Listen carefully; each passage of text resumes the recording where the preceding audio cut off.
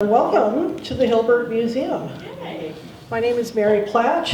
I guess I can't turn my head away from this, so I'll just sit like this. I'm the director of the Hilbert Museum, and this is our second actual in-person event since the pandemic has sort of waned. I don't know if it's going away, but we're hoping. Yeah. I was just reflecting upon the fact that this is March 17th, so happy St. Patrick's Day, first Cheers. of all. Cheers, indeed. It was also 2 years ago today that the museum closed down for almost exactly 1 year for the COVID pandemic. And then almost exactly a year after that we reopened as the first unit at Chapman University to reopen to the public. So we were kind of the pioneers on the cutting edge. And of course, we were operating masked and following all the protocols, but we were able to reopen that museum right around the time some of the other major museums were opening, not all of them, but our colleagues at the Bowers had reopened. And so we just thought it was time. And so we, at a time when most of our colleagues here at Chapman were still working at home, we were coming in and having this museum open. So I hope some of you were able to come and join us during that time. So we're really happy to be back and to be planning a wonderful series of events for this spring. So this is our first one. And happy to welcome our friend here, and I'll get to him in just a minute. I also want to make sure that you know that we have an event coming up on Thursday, March 31st, which is Mr. John Stern will be here. He is the Director Emeritus of the Irvine Museum, and he will be talking about how to look at art, how to determine if something is a masterpiece, what makes a masterpiece. So that should be really interesting. And that is also a free event. And then on Thursday, April 14th, we will be having a gentleman named Michael Johnson, who does art under the pseudonym of Capio Lumen. And he is the gentleman, if you've been all the way to the back of the museum, he's the gentleman who creates those beautiful illuminated manuscript pages. And so he'll be talking about these are all done on the computer with up to 1,000 layers in each one. So he'll be talking about his very meticulous artistic process in creating those. So those are two great events coming up, and we hope you will join us for those. But I also want to acknowledge the man whom without whom we would not be here. and that is the generous and wonderful founder of the Hilbert Museum, Mr. Mark Hilbert. There he is.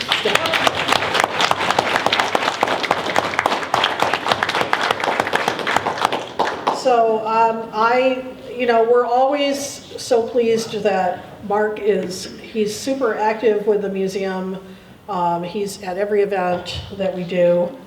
And he helps with a lot of the planning, and he is a trustee of Chapman University, so he helps us a lot with Chapman University. And his wonderful wife Jan, who is also oftentimes here and is his partner in every way. So thank you, Mark, for that. All right, so I want to introduce our special guest. Bradford has been a friend of this museum since the beginning. Mark, how long have you been collecting Brad's works?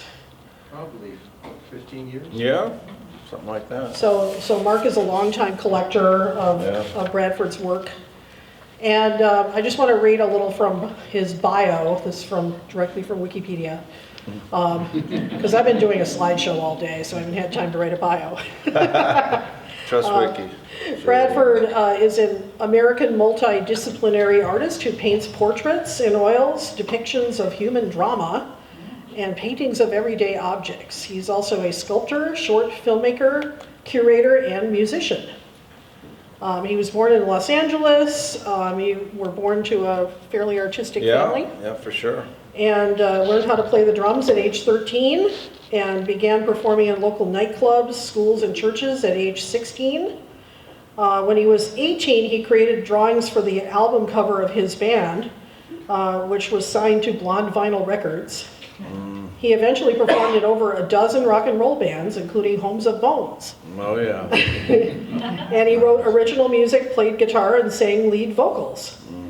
And your father was a dealer, framer? Well, when we were very young, he would paint us. So he had only 3 sons when we were really young. He had 2 more when I was a little older, but my first exposure sort of to art was him painting us. So the idea of getting into the art business was when I was more in my sort of mid-20s, late 20s. So that was considerably later, but he was my first sort of exposure to art. To me, it was just a very common thing to be doing, to make an art in the house, you know. And how do you think your musical and performance background played into the art?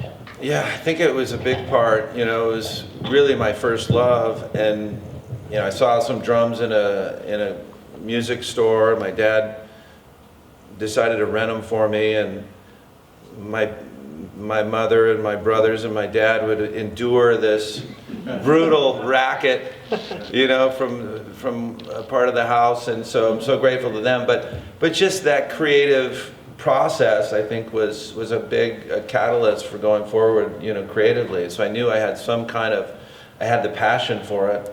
You know, my brother was a great draftsman. He would come to the kitchen table with all these wild drawings, and I didn't have that initial ability. You know, it was just, you know, my dad could paint, my brother could paint and draw, and I couldn't. I mean, I wasn't very good at it at all. And but I admired them so much and wanted to be kind of like them, you know. And so the passion was there. So people say, you know, you have a gift. Well, the gift is the passion to want to do it. But I certainly wasn't, you know, imbued with some great, you know, ability right away, you know. And I think because it was a struggle, and anything I did that was of any quality at all, you know, I was so encouraged by that, you know, because I didn't expect it, you know. Was there someone in your life at that early stage that said, you know, because you made an interesting statement a couple minutes ago. You said, I couldn't do that. Yeah. You know, where Yeah. my dad and my brother could. That's right. And, you know, I have students who, you know, I teach an art class at Chapman, and some of them say, I can't do this. And I always say, no, you can do this. Who was the person who said to you, you can do this? Was there anyone? Well, you know what, I threw everything out that I did until I was probably 21 or 22.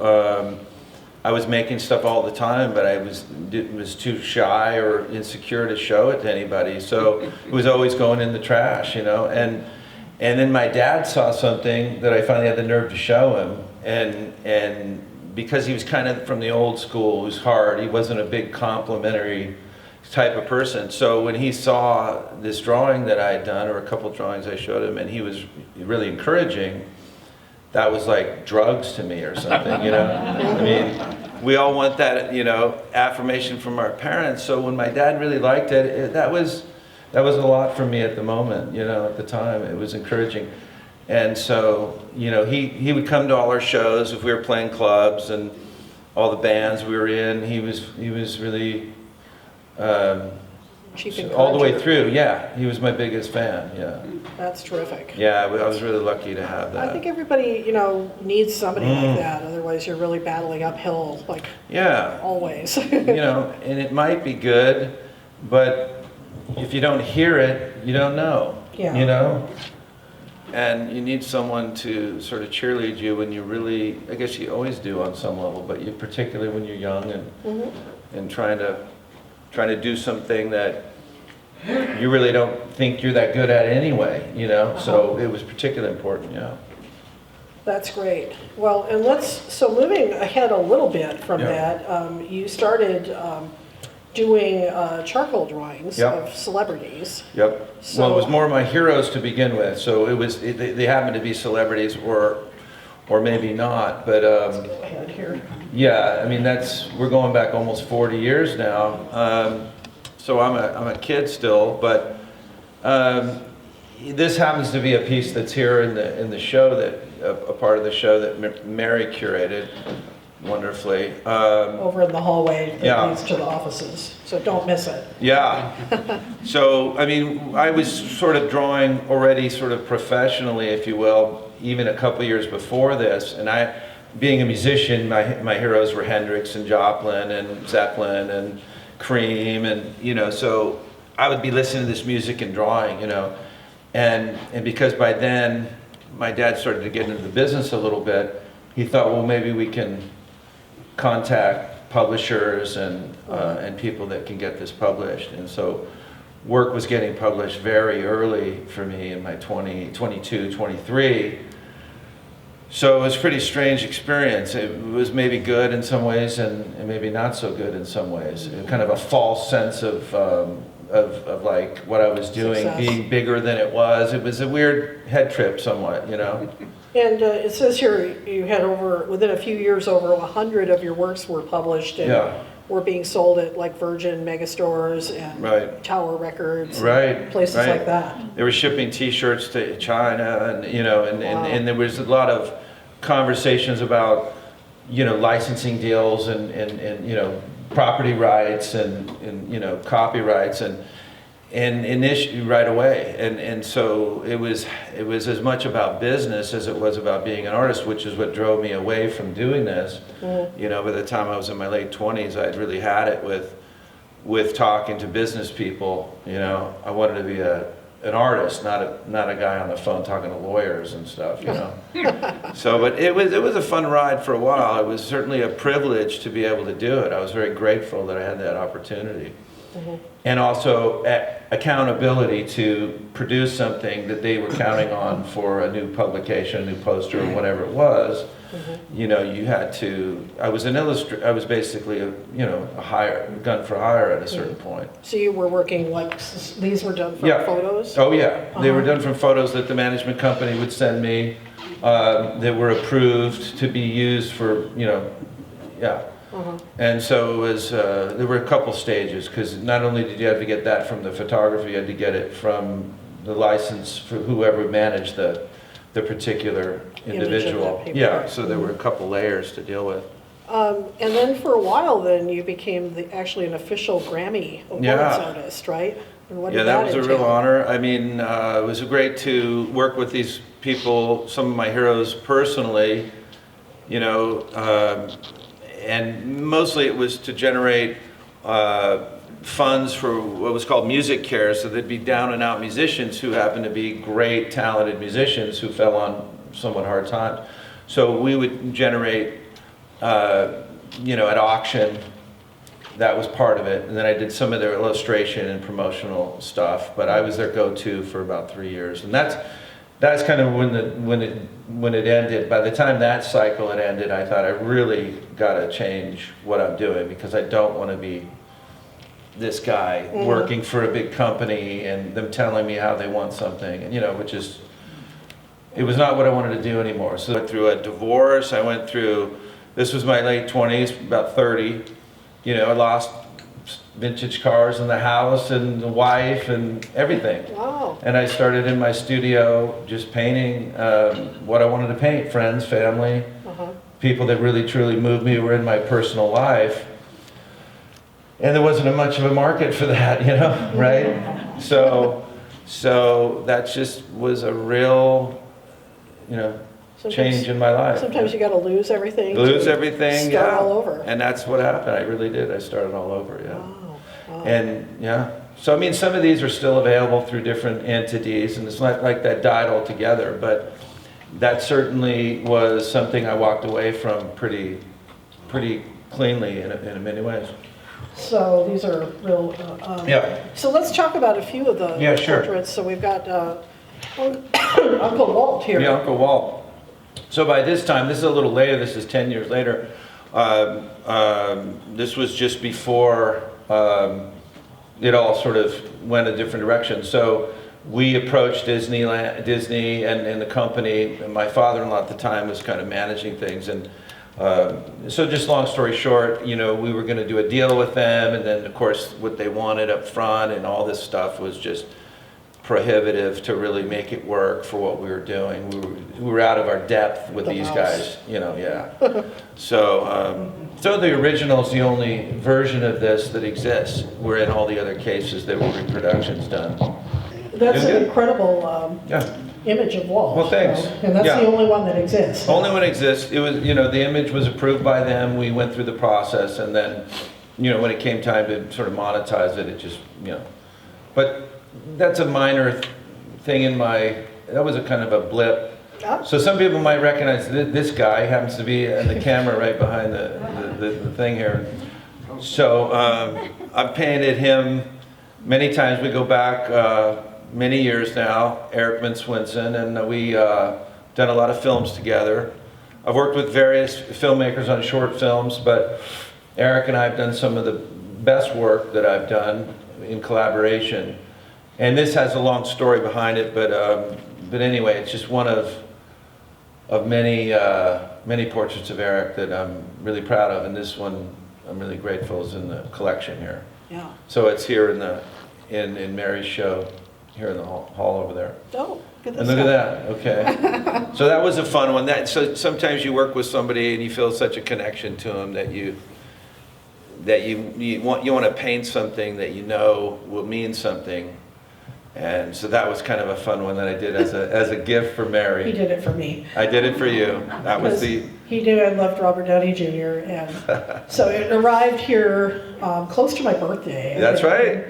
And I opened it up. I was just a little late. I was pretty close. Oh. Tried to get it on the birthday, but I think it was a few days late. Yeah, you got it right. You got his eyelashes and everything. Yeah. So it brought me back to the old days. I thought, well, I'll go back to the old game a little bit for Mary. Ah, Yeah. that's so sweet. I was really blown away.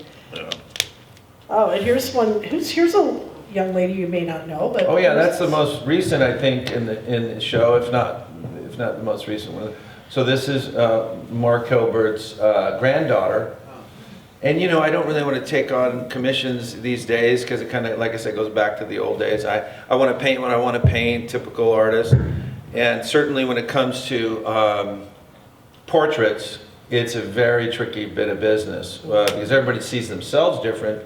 Never mind, everyone else sees them different. And there's no bigger letdown than showing somebody their portrait. And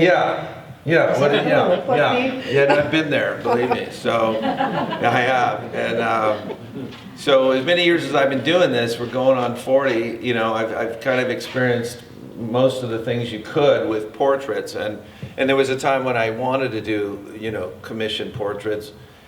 And so some would be more successful than others, but I'm really sort of, I have to be connected to the person. That's kind of a big thing for me. It always turns out a lot better.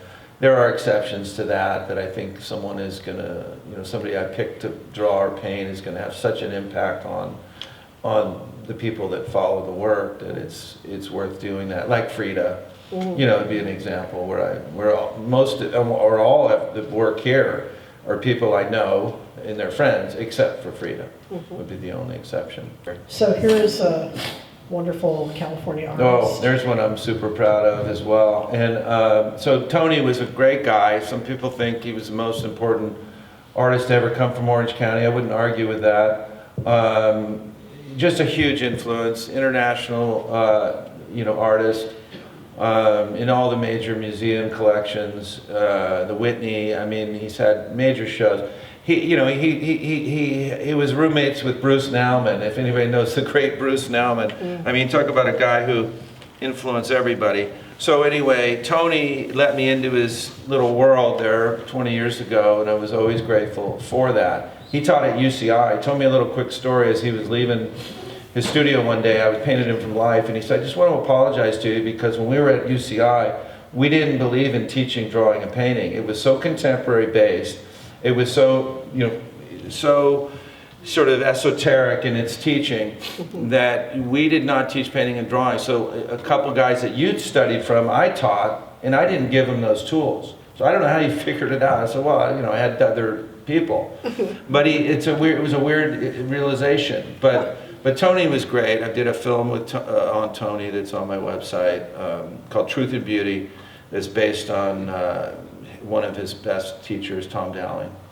Oh, yeah. Yeah, and I painted Tom. I'm painting his daughter 18 times, so Yep. we may get to that. Yeah. We'll get to that. Yeah. Yeah, and Tony DeLapp, if you don't know, there's several Tony DeLapp major sculptures on the Chapman campus. That's right. So there's one just outside the library, there's another one just outside the library, and there's one inside the business school. So definitely go check those out when you can. And he gave them to us. That's wonderful. Well, Chapman bought a different painting I did of Tony back in about 2004, and they have it in the permanent collection. I believe it's in the library now, where it was. Mm-hmm. And so that's where this, and not too many people cry when they see their painting, but I will say, when Tony saw it, he was so moved by it. I'll never forget it. He got weepy-eyed, and I thought, I just made Tony DeLapp cry, man. That's going on the resume right there. I mean, no, not this one, because that was a little bit later. It was a different painting, but I'm both proud of both of them. This is a lady, again, you won't know who this is, but Bradford can tell you this wonderful story. So my mom's best friend, so when I was 2 years old, I moved to, my family moved, my parents got divorced when I was 2, so I moved with my mom and my 2 brothers to Huntington Beach, Brookhurst and Hamilton, and she was a few doors down, 2 doors down, and we would, my mom would work during the day, and so she was there. We were, I call free range kids, you know, and we just were out raising hell, finding friends, starting fires, you know, raising hell in any way we could, yeah. And games and stuff. But anyway, if something went bad, we'd go see her. She got Band-Aids. She would give us something to eat. We were hungry. Anyway, she always had our back. She took me on paper routes, and I remember she taught me how to tie my shoes, how to tell time. So anyway, a few years ago, I decided I wanted to paint her, and we've stayed in contact. And of course, she didn't understand what I was doing. What are you doing? You know, you're painting me. I don't get it. You know. So finally, when I finished the painting and the museum was nice enough to show it, and I was able to show it to her, that was one of the best days of my life. And she texted me later that night and said it was one of the best days of her life too. So that was really wonderful. And I think she meant it, really, because anyway, she adopted, I didn't put it on there, but she adopted 2 kids, one at 4, one at 10. Both had been abused. I mean, this woman was such a giver. She could have had kids herself. She had nothing wrong. She just decided she wanted to help. Oh. That's how great she, yeah. So, just one of those people that you're just so lucky to have, you know. Okay, Mark Ryden. Mark Ryden, yeah. You know, I said everybody in this thing I know really well. He would be the one exception. I don't know him that well. I wish I did. I think he's a genius. Really one of the great artists of our time. And I'm just in awe of his work, you know. So I've had many encounters, but not a real friendship to speak of, but just some kind of I just love his work. So I thought I would do half his face, kind of as a thought of like, well, I don't really know him that well, you know. So maybe I'll. So anyway, but he's seen it. He really liked it, and that was nice too. So, but if you haven't followed his work, if you haven't seen his work, he's really great. He's a good set designer too. I think he worked with ABT and he's done it all. So. Really creative guy. All right. Okay, so this one, are we going to show a little bit of the film? We got it's a 4-minute thing. I don't know if there's a way to do it, but so just a real quick background on this. That's the painting I did of Bill, and this is the painting he did of me. We had a little paint fight. We've had a subsequent paint fight too. But Eric Swenson, this guy, decides, he comes up with this idea. He calls me and he says, I got an idea. Let's do a film where you paint Bill and Bill paints you at the same time. We'll call it Paint Fight and see who wins. So then we did this, and then we did the second one in Berkeley. The painting he did of me in the second Paint Fight was just absolutely brilliant. We did it in Berkeley, California, at a friend's studio. But I want to say that Bill has an absolutely beautiful show up right now, and the owner of the gallery has been nice enough to join us here, Sue Greenwood, right here. Would you stand up, Sue? Oh, come on. was my dealer. She has a beautiful, gorgeous gallery in Laguna Beach, through Greenwood Fine Art. And Bill, William Ray, has a gorgeous show up right now of just a beautiful show. And two other fantastic artists, Danny McCall, and anyway, David Leffner. If you get a chance, how much longer is it up for? April 17th. April 17th. You got lots of time. Go see his show. He's a great, great painter. We have some really nice William Ray in the Hilbert collection. That's as well. right. So, Beautiful one at the airport. That's a gorgeous one. yeah. It's one of my favorites.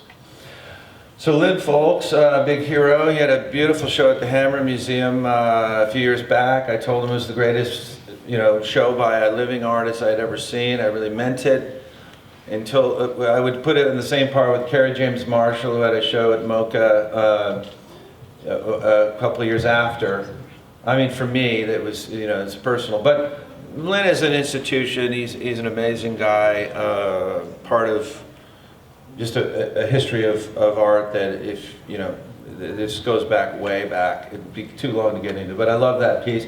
And it was one of the early disruption pieces where I was really scraping away, throwing paint on it, just trying to see how much I could get rid of and have it still look like him. So that was one of the challenges. How much could I erase and have it still be him? We just published, the museum just yeah. published this, which is the catalog of this show. So these are available up at the front desk. Let me just look, it's in here real quick.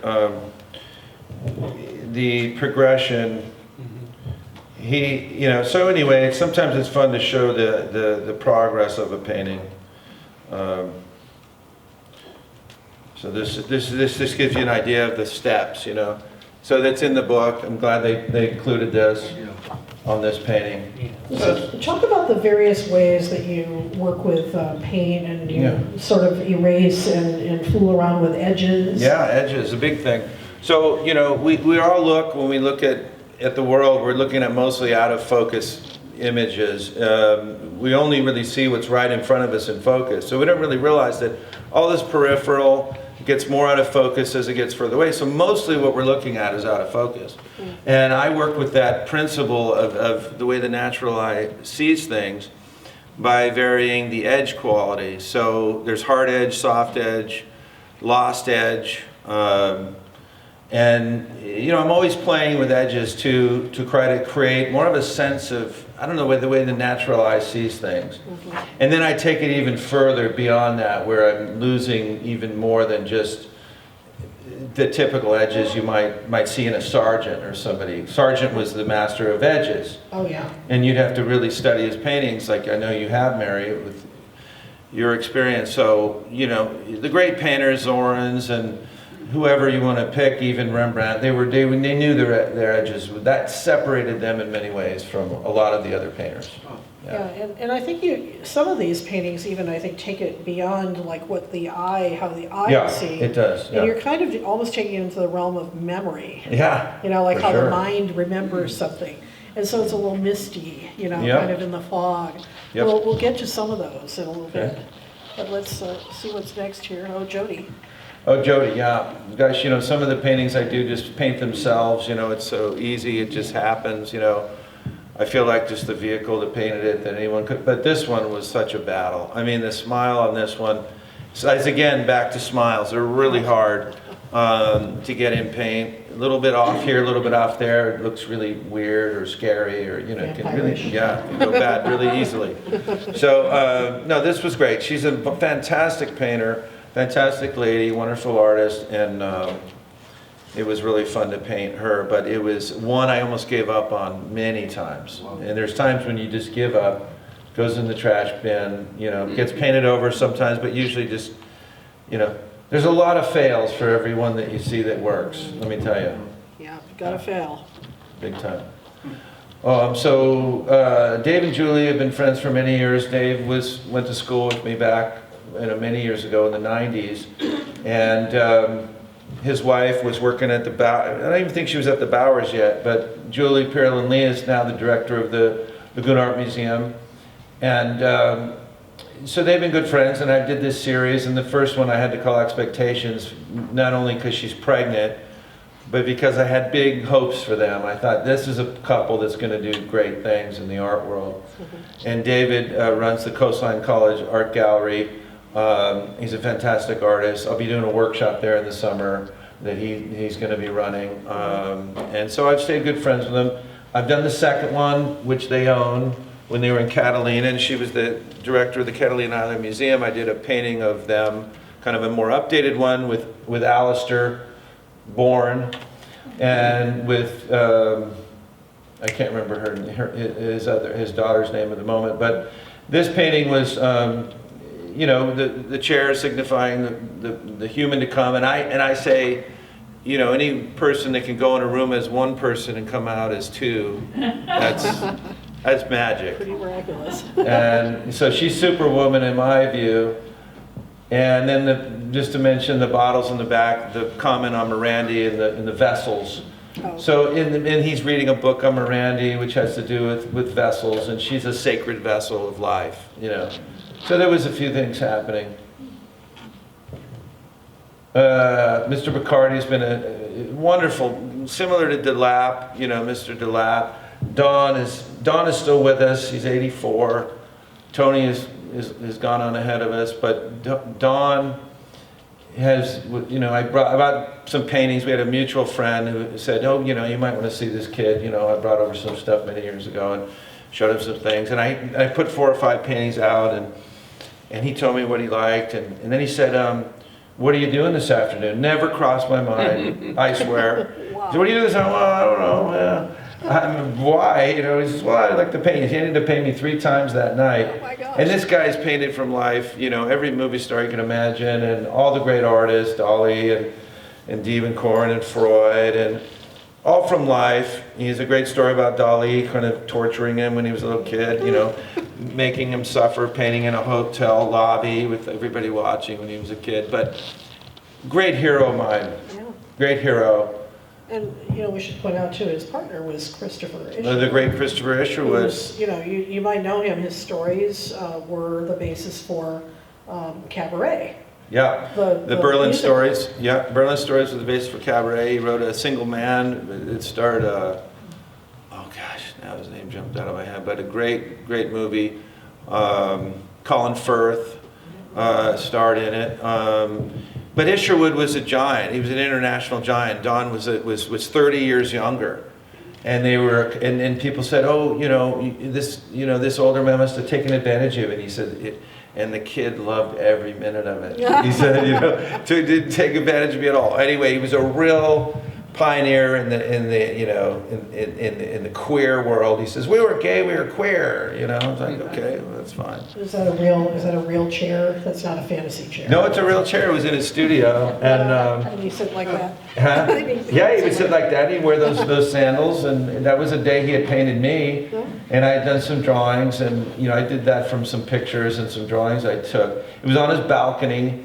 And I had this idea of all this, he lives in this beautiful home in Santa Monica with the beach and everything behind him. And I decided to just focus on him, but I kept the railing with sort of a, you know, conceptual feeling that it just felt right. And I'm glad I kept that. And it was sort of, yeah, so it was a really fun painting. He had it in his house for many years. And at one point he said, this painting will do you a lot more good than me. And so. And now we have it. Now you have it. It's in the permanent collection. So great that it. Eric and I did a film where I painted him from life and I interviewed him. There's another one on my website. Oh. You know, it was a series we did called Looking for Genius, where I would interview him while painting him and ask him who he thought were the great painters, and then go talk to them. So it was a series we did. You guys should check out the website, Bradford's website, because there's a lot of content on it. It's really good. Yeah. Alex? So good friend, painter. You know, wonderful artist, stuck a stake in the ground with the work that he does, and he sticks with it. You know, he just keeps expanding on it. You know, he's a fantastic abstract artist. You know, I'm not somebody who just hangs around with people that paint figuratively or representationally. You know, I'm a big fan of somebody who can paint so as beautifully as he can, and it's non-objective. But the tattoos were a fun challenge. He's got a lot of tattoos, and I thought, it would be a challenge to paint him in his studio like that. So that was fun. Very good. Thanks. So this one was great. So Mark and Gordon, the curator of the show, and I, really good friends, and we would go out to dinner on Monday nights, pretty much every Monday for a couple of years before the museum was founded, and we would have our little group talking about Mark's great idea to do a museum, and so this was one of our favorite spots, the Crab Cooker, and this was before they tore it down and rebuilt it. So that's Mark Hilbert. That's Mark there, yeah. And there's Gordon McClelland, our wonderful friend and curator and art historian. And Yes. there is Bradford. Yep. And there's the shark. Yeah, and we surfed a lot back in those days, me and Gordon, and that was a day we got some really good waves, I remember. And I think Gordon still surfs. He's 70 and still gets in the water. It's amazing. And so this is really, we had to have this in our collection because this is really a painting about the history of the Hilbert Museum, the conception, how these guys kind of cooked it up at the Crab Cooker. Well, I had very little to do with it, but it was great to had a seat at the table. That was an honor for me. Yeah. As it was My being. brain trust. Oh, brain trust. So good, friends in the art world. I think Eric might have introduced me to these people. Dave and Ori. Dave's a beautiful photographer. Works with a lot of gender fluid subjects. She's become a painter herself. She decided, she was a porn star, she's retired. But she had certain specialties. Anyway, she decides who gets in the Porn Hall of Fame. So what an honor for her. Okay. So anyway, yeah. So the cheap, red cup metaphor now, to her. It's called Pink Purse, the pink vessel. Balthus, the book back there. Many people would know, the great Balthus and his subjects and the angles he would pick for his subjects. Is that their kitty? And the kitty, that's his kitty. He did a series recently of cat portraits that are just fantastic. He's a movie buff, so there's some symbolism going on there. Yeah.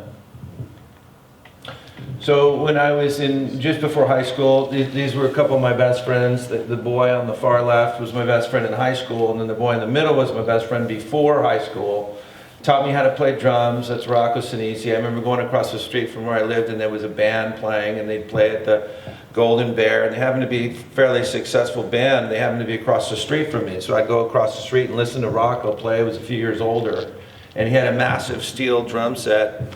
And I'm a kid, about 11. I'm watching these guys play so brilliantly, and it just blew my mind. So we became lifelong friends. I'm still in touch with Rocco. This was their trips every year. They didn't have a lot of money. The dad was a truck driver, and they would put this, 6-pack that they kept in the backyard on the back of the Toyota pickup and go, traveling somewhere. And the mother was Puerto Rican, about this tall, and the dad was like 6'5". It was a strange thing to watch them argue, which they did a lot. The Italian and the Puerto Rican. Sometimes I'd say, Rocco, I'll talk to you later, man. The house is shaking, But great memories. Those guys are good guys, both still around. So the dude. The art historians among you will get the joke. Yeah, Marcel Duchamp did a great, seminal sort of earth-shaking in the art world painting called Nude Descending a Staircase, 1908, I think, very early. And, people thought, what is this junk? It was a Cubist painting. And a lot of artists have played on that because it really was, Marcel Duchamp, some people say, was the most important artist of the 20th century. Or Picasso maybe, but I think Duchamp in some ways it would be an interesting argument. You can't really say, but the idea of taking someone so profound and so literate, and he was a chess champion, Marcel Duchamp, and taking this sort of funny character and making a play on it, It was actually the curator's idea, Gordon McClellan, to do it. We were sitting around talking about the Big Lebowski film, and then we happened to be talking about Marcel Duchamp on the same night, and somehow the two came together, and Gordon said, "Why don't you paint the dude descending a staircase instead of the nude descending a staircase?" So it was a really fun project, really fun that I was able to do this. I have to tell you this story that we put this up on our social media when shortly after the show was hung, and the next day I got this really angry email from a lady. Oh. And she said, "How dare you portray Jesus in a radio background with a cigarette?"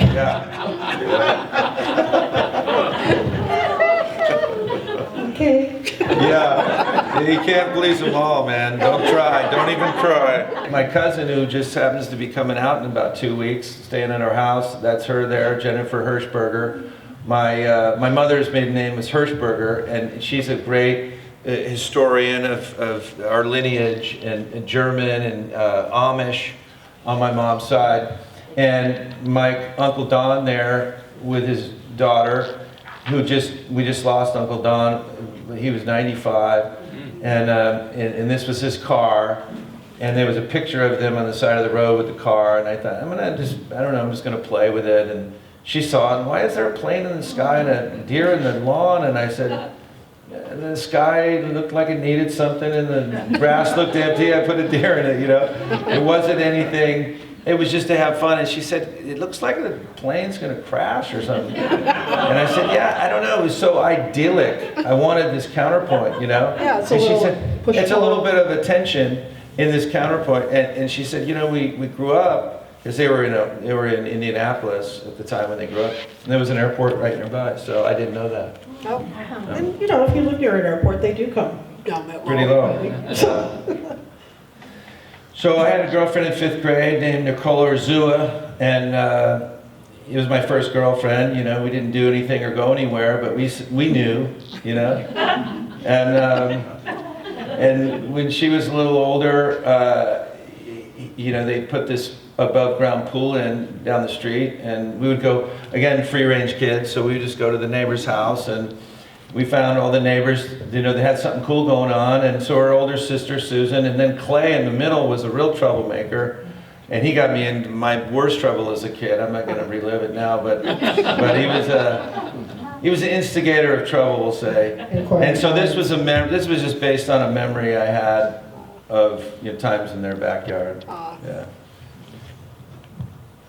So this one, you know, just had an idea of sort of like, what is she thinking about, this letter? You know, she just got this letter, she just opened it. What did she just learn? I used my good friend David Kluver's house in Laguna Beach. He had a beautiful bungalow there in Laguna Beach, and I used my wife as the model. She wasn't actually in the room, but you know, artists can do these things. We put her in the room, and some of the history of some of their travels, and then I put a few other things in there, and just kind of left it up to the viewer to decide what was going on. You know, what I thought of when I first saw this was Vermeer. Yeah. You know, because he's got at least one painting of a woman who looks like she's reading. Yeah. It's kind of a metaphor for the Virgin Mary getting, you know, having the Annunciation. Right. But, you know, she's standing quietly alone in a room, you know, the light coming in through one window.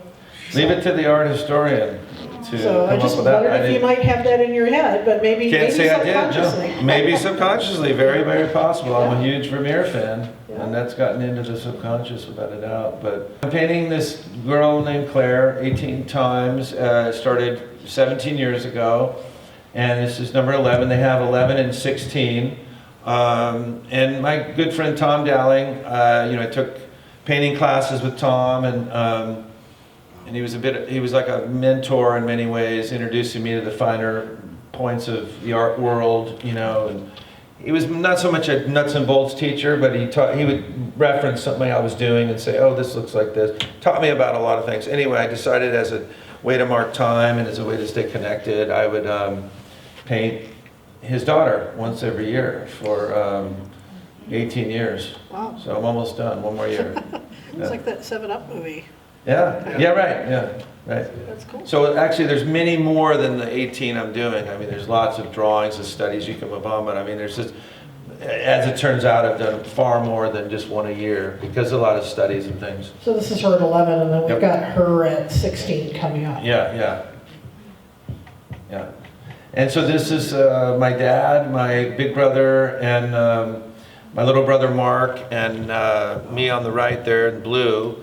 And my parents were divorced at this point, and I was living with my mom in Huntington Beach. My dad still had the bigger house in Newport, and with his new girlfriend, who turned out to be his second wife, who I adored as she got to be more involved in our life. And it was one of those strange things where my mom would come to all the events that my dad had at holidays with his new wife, and it was very unusual to have that. So it was fantastic. But we were just visiting my dad one day, and I think he just got the car or something, and somebody took a Polaroid, and he always had a cigarette from. He started at 12, he died at 86, and he smoked till he was 85. And it was one of those deals where you guys remember both parents smoked. Yeah. My mom did, so did my stepmother. So we'd go on trips, both windows are up, all the windows are up, chain smoking. And I remember a few times they would just open the door, my dad would throw something out or whatever. Back those days I used to give him a hard time for it, but just a little bit of air in the car. The kids are all You'd be like, oh. But you couldn't say anything. Those were the days where you couldn't say anything. I couldn't say anything. I would never even dare say, you guys are choking us back here. My dad would, Wow. It was old school. He had 5 sons, so these were the first 3.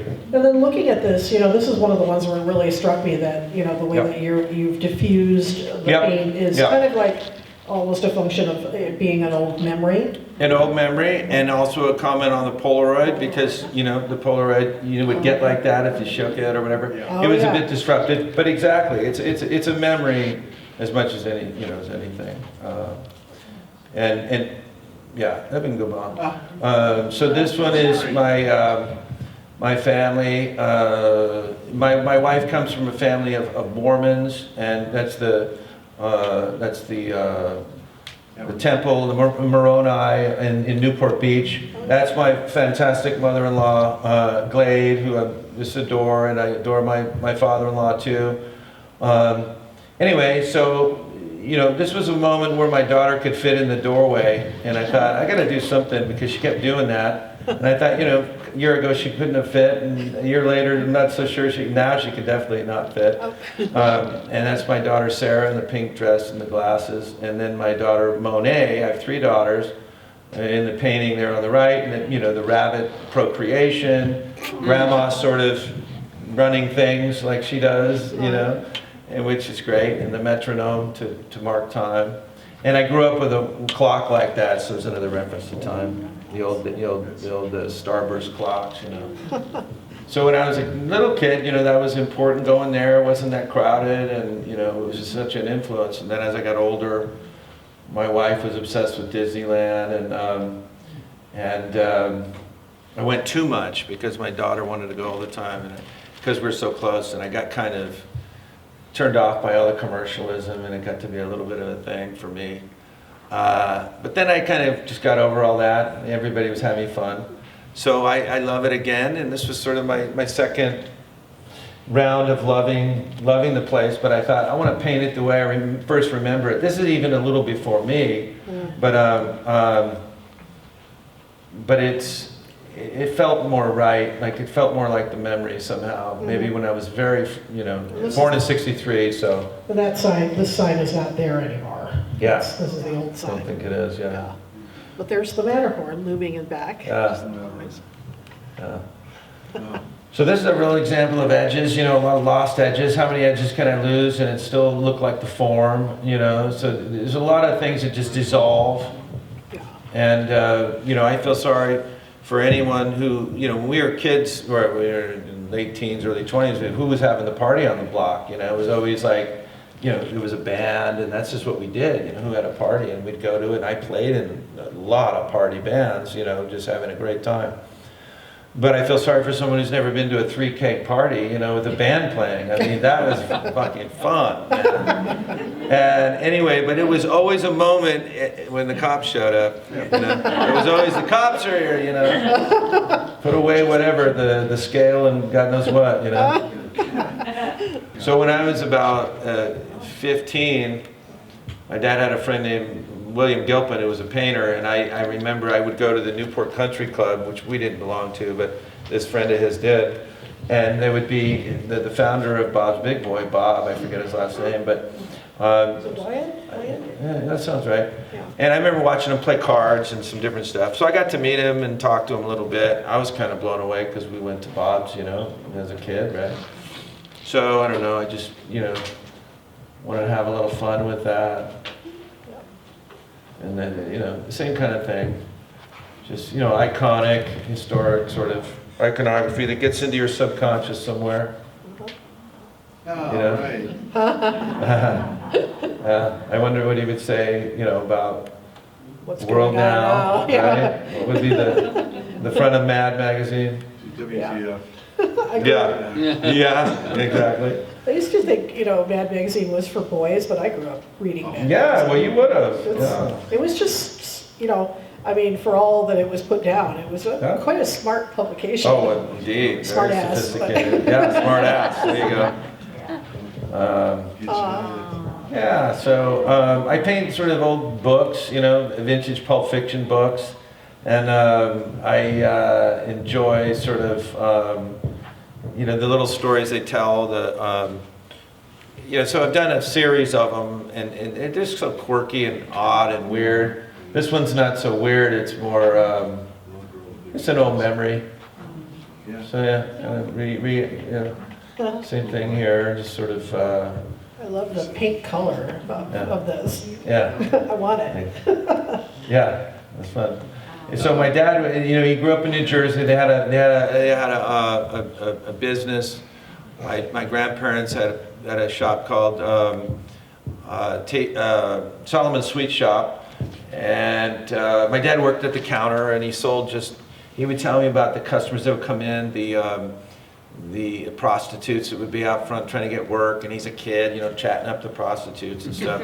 But you know, they would come in, they would play like punchboard gambling inside their little shop, because you had gambling, and then you'd sell cigars and cigarettes and all that stuff. Mhm. And he said, man, you know, because this was like in the 40s, and everybody smoked, you know. Mhm. And so he smoked those when we were So the young. The candy store sold cigarettes. Oh, and yeah, cigars. yeah. Right. So there's stories about the mob and paying up the mob and throwing the, you know, all the gambling stuff in the street, and he had some great stories. But yeah, I just love the logos, you know, these great iconic graphics that a lot of times the artist came up with it wouldn't get any credit, you know. Yeah, that's We wouldn't sad. know who came up with that cool logo. Yeah. Yeah.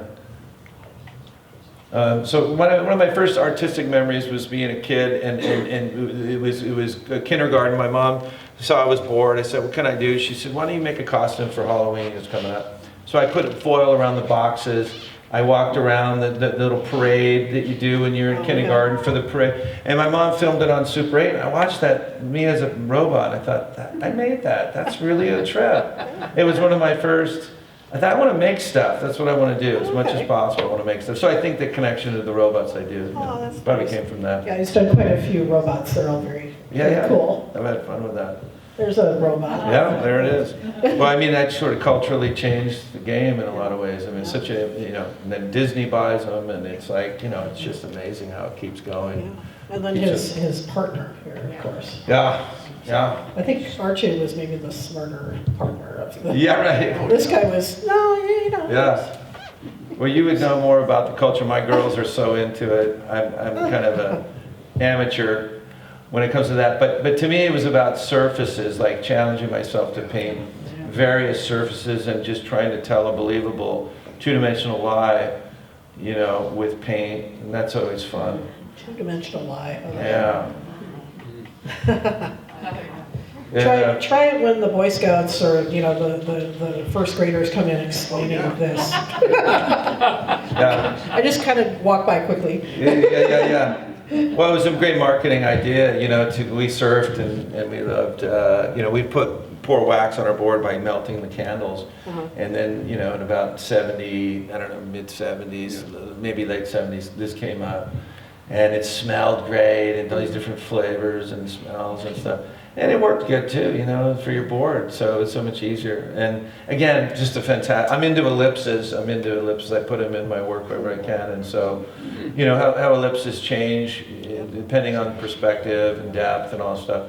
But, you know, what a great logo, what a great idea. It was, you know. Sold a lot of surf wax. Hey, I've sold a lot of surf wax. Yeah. All right, so we're going to talk about the latest thing that Bradford's into, pencil and charcoal drawings. So tell us a little bit about how that came about. Yeah, so it was the beginning of the pandemic, and I had my sketchbooks. I've got, you know, stacks of them that I really don't show too many people, but it's a mental thing, you know, and all of a sudden, you know, it became almost therapeutic to be filling up sketchbooks. And I kind of thought at one point, what if I made, you know, something like this bigger with all the other stuff in it, you know? And so I decided to sort of put it at, you know, make the armature a portrait like I so often do, you know? And Catherine Ryden, who's a wonderful draftsman, draft person, you know, she's just amazing, inspired me to sort of do this big drawing of her, and then that's sort of where it started. And I, you know, so I would do these modular pieces of paper that were sort of synonymous with the sketchbooks, you know, because I could kind of do each individual one. I could take one out, I could take many out, you know, put new ones on, and so they're just little nails in the corners, and I'd, you know, cut my hands as I'm cutting across the nails. And the paper was strange because it was, you know, different, you know, shaped a little bit different. It wasn't real flat, so you'd run into that. And somehow that just kept me really, my attention, you know, to it somehow. New challenge, you know. And so this girl was a neighbor friend, would come over and play with our daughters, and she showed up with her hair one time, and I just thought she reminded me of that album cover by U2 called Boy. And they just put this boy on the cover, and they didn't say why, but it was like the future, you know. It was like this kid just, you know, there's what's to come? What's this kid gonna become? What's this, you know? It's like an avatar of youth. Yeah, avatar of youth, exactly. And it you know, so fresh and sort of innocent. And I thought of her that way, yeah. Yeah, she's beautiful. Her eyes are so striking. Yeah. So, you know, after the talk, you should definitely go right back there and look at these, if you haven't already. The edges thing, please. So that's how big it is. So that's Mark and Bradford in the studio. And this portrait is now part of the Hilbert collection, and we're planning on putting it in the lobby of our newly expanded museum, which I haven't even mentioned our newly expanded museum, but this is architect drawings, so that this has now been announced by Chapman.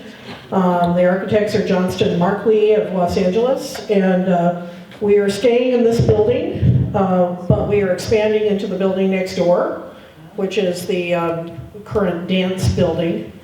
And so we're expanding from 7,500 to 22,000 square feet, so tripling.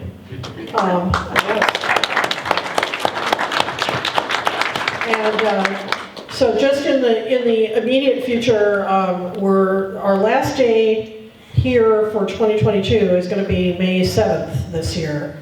And then we're shutting this building down for construction. And we are going to move into a temporary space just off the the plaza in Orange. And so we're about a block and a half east of Watson's drugstore in the old US Bank building. And that's going to be our temporary space for about a year. And then when we come back, this is going to be this brand new expanded space, and above the courtyard is a 40-foot Millard Sheets mosaic, glass mosaic. And this is the number 16 of Claire, so this is part of the series. You know, I was taking a quantitative reasoning class at the time, and you just sort of the formulas and the the mathematical ideas got in there, you know, just kind of for fun. I think I'm sort of, some math is more conceptual, and I like sort of games and little, you know. Yeah, I love how you worked all that symbolism, you know, just little things that he's thinking of in the stream of consciousness as you're working. Yeah. So if you think of a giraffe, you just draw one in. Yep, that's Yeah. right. So it can relate to the subject, and it might just relate to something that day I'm reading, or something that comes into my head. And I will point out that he talked about cutting his finger on the vellum. He did cut his finger on this one, and he bled on it and left the blood on there, so that's part of the work now. So he's not the first artist that's Blood on used the floor. blood in their Right. but part of a long, proud tradition. Oh, sounds good. All right, and then Yeah, now this is the last one. slide, so you Yep. can talk about Frida. Yeah, so you know, these drawings and paintings are all people I know and connected to, and we thought, what if I did something that related more to everyone else? You don't know my daughter, you don't know some of the people in this show. So she's just been such an icon, you know. She was so unafraid with what she did, all the you know, the miscarriages, the polio, the crash when she was a teenager that broke, you know, half the bones in her body, and she just continued the amputation. You know, she you know, her dad set up a thing in her bed, as you know, and she would paint in her bed the self-portrait. So there's, you know, her willingness to just keep persevering, you know, to me, and an example to so many. You know, she would trim her mustache, and she was so proud of the unibrow, and she just was her. You know, she was bisexual, and she was like, this is who I am, and I'm doing what I'm doing, like it or not.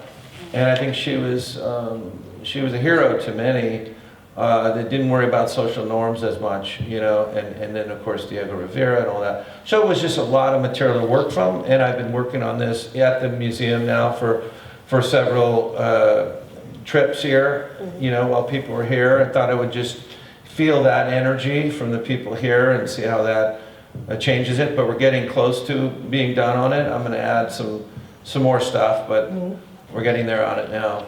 Yeah, so if you want to see Bradford at work on Frida Kahlo, not this Saturday, but Following. in a couple Saturdays to come, probably, Yep. maybe one or two. Right? Yeah. He would be here between noon and 2. And the other thing I'm going to do is an oil painting demo too. I'll be painting sort of a portrait here from life, but Oh, great. yeah, well, I don't know if that'll be next or the following week or the one after, but we'll put it out there.